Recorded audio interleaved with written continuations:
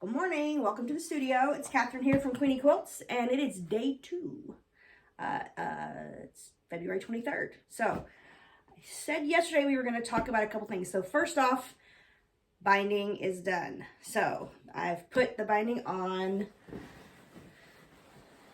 the both lovelies. So this one is the Harvard Lighthouse, and this one is Vintage Rose. We talked about that yesterday. So those bindings are on, so I'm going to get those off the table for today. I still need to put them on by hand, but that will take probably about 2 weeks, realistically, unless I find something to binge watch, which could happen. It's possible. So I promised to talk a little bit about one of the scrap projects that I have going on. So this is the tiny itty bitty blocks from Pineapple Crazy by Bonnie Hunter.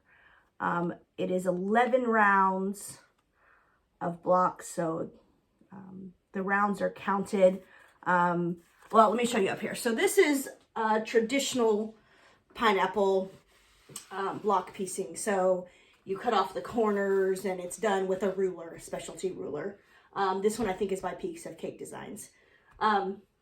So usually it's a square and a square, and then you just square and square it out each round.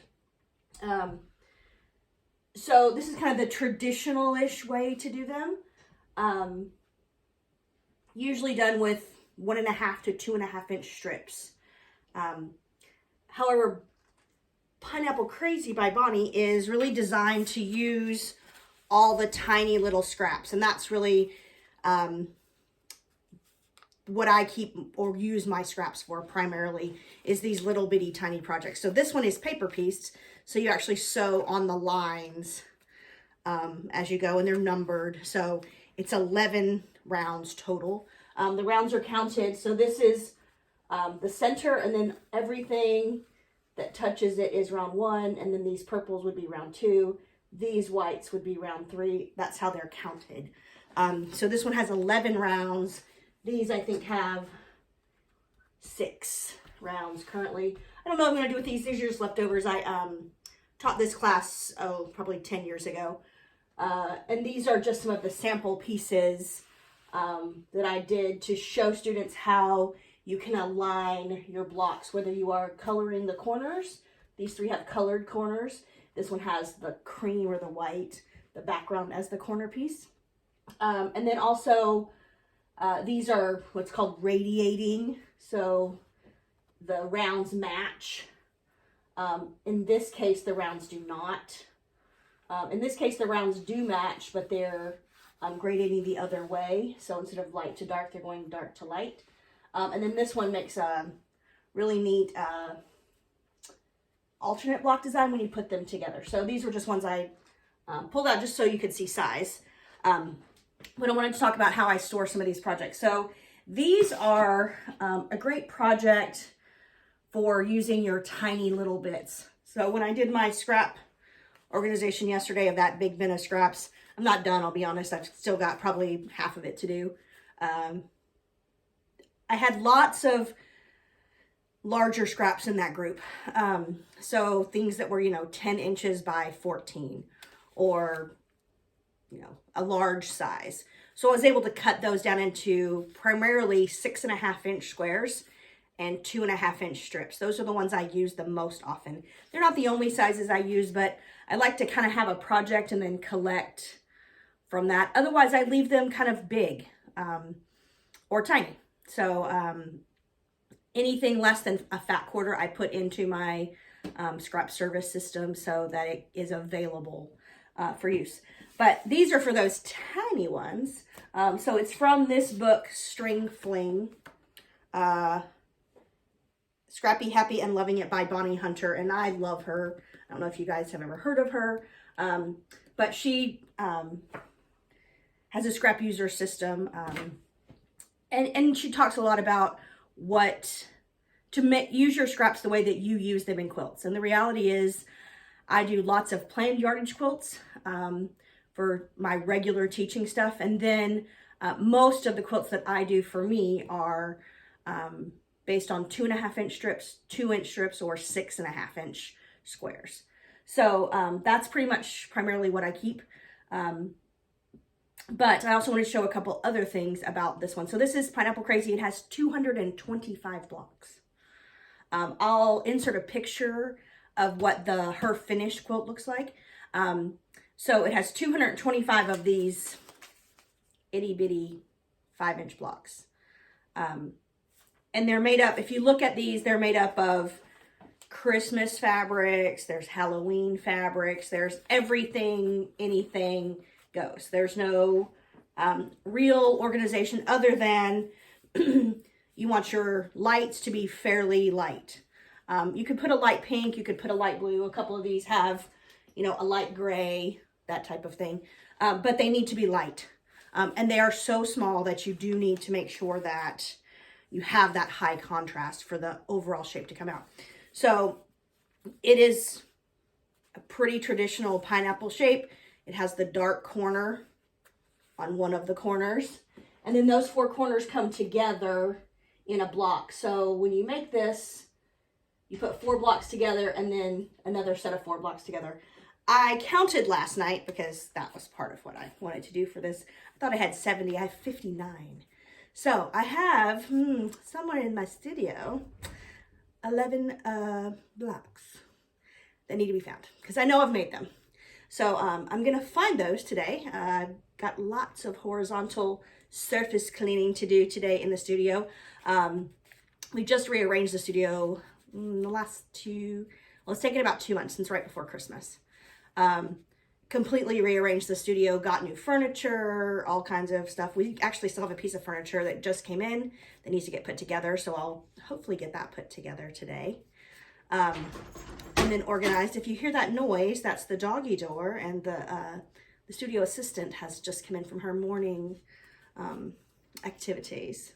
So yeah, so that's today. We're gonna really clean and organize the studio, continue to work through those scraps. Hopefully tomorrow I can show you how I organize all the scraps. But for today, I want to show you how I organize this project. So what happens with these types of things, these are little tiny pieces. I mean, this little piece here, this little first round of is literally less than an inch square. You know, you need you need 3/4 of an inch of width and an inch. So that's a tiny little scrap. So what I'll do is I'll work on about 10 of these at a time. So as you can see, I've got a group here that I've put the center on already.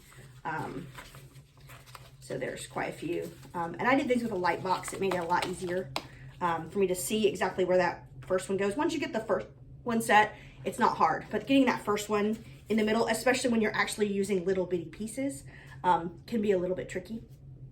But I can show you how to do that in another video. So anyway, so I've got those going, but in the meantime, I store them in this box. So this is just a little shoe box. It has a top. I don't use. Well, I do use the top to the other one because it has a pair. So there are 2 of these. One that has my finished blocks in the back and my unfinished blocks in the front. And one that has a bunch of scraps, just little tiny scraps in all kinds of colors. And what I do is throw those tiniest of scraps in the shoebox, and when the shoebox gets full, I sit down and I sew until I've got some done. The biggest problem that I end up with these is I'm a lover of color. I don't have a lot of backgrounds. I don't buy a lot of extra backgrounds. I think as quilters, lots of us are attracted to the color, so we don't have, or the fabric or the print or whatever it is. We aren't as picky about the backgrounds. I also don't tend to overbuy on backgrounds. I thought the low volume movement would help me with that, but it hasn't. It really hasn't. So, so that's really my biggest thing. I don't worry so much about if the backgrounds touch, but I do try to keep the colors from having 2 of the same fabric. Now, in this case, you see quite a few different turquoises, but they're actually different fabrics. They're not the same color or same print or whatever. So that's kind of what I do. I store them in here until usually till it gets full. So about 100 of these finished blocks will fit in here, and then it will crowd out all of the just paper ones. But I keep the, well, in this case, I have the borders in the front, which they're a little tiny paper. It's like that. Sort of a half square triangle variation.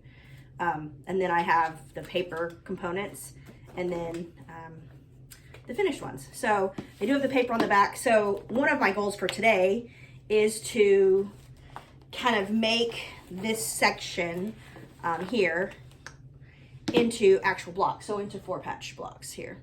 So that's a lot of depapering to do, so you have to take the paper off when you put them together. Otherwise your machine will hate you. So I'm gonna do that today and try as much as I can, although I'm not super picky about it, to make sure that, I'll definitely make sure that none of these touch, that none of these 4 are the same, but kind of try to balance all the colors. I will end up with repeats. I don't have that much variation, and I didn't go digging deep in the stash and turning over the stash to make these. So there are several colors that are repeated across the block. So like this one has this is an old Moda marble dot. So if any of you have been quilting for a long time, you'll recognize that. I'm pretty sure I bought that in England when I was there, and I was there 15 years ago. So yeah, so that's the Moda marble dot. But it's in this block and this block and this block and that block. And it is in the same spot in the outside round. So I do want to make sure eventually that kind of everything that touches each other or could touch each other isn't the same print. The nice thing about these is with 45 rounds, with 45 pieces, it's kind of statistically, you're not going to get that many that are the same on the outside. I happen to have some because I was trying to use up some scraps that were a little bigger, and I kind of do the use it or lose it kind of scenario. So for example, if I had a bigger scrap, let me see if I can grab one. Let's see. So if this is what I pulled out, so this is a piece of Kona. So if I were to pull this out of the scrap bin, as the color I needed on the next one, or I wanted on the next one, I might make 6 blocks that had this Kona in whatever position that was. Now there's 225 blocks. They don't end up in the same rotation. So it's highly unlikely that those same 6 blocks would end up in the same spot next to each other. But I do that because I like to use it and get it out of the stash. Rather than, cut off a little piece, use that piece, and then put this whole piece back. So, yeah, so that's kind of my theory. I'm not sure it really works, but, I try it. It makes me feel better. It makes me feel better that these have gone to scrap heaven and found their way into a quilt. So, anyway, so that is the lovely Pineapple Crazy. And I'm going to get to cleaning in the studio. Oh, if only I could sew all day. All right, well, thanks for stopping by today, and we'll see you guys tomorrow for day 3.